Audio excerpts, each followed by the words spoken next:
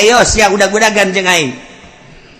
berangkat sia Cina cek Amerika perang Cina jeung Amerika di negara urang ti perekonomian urang teh naon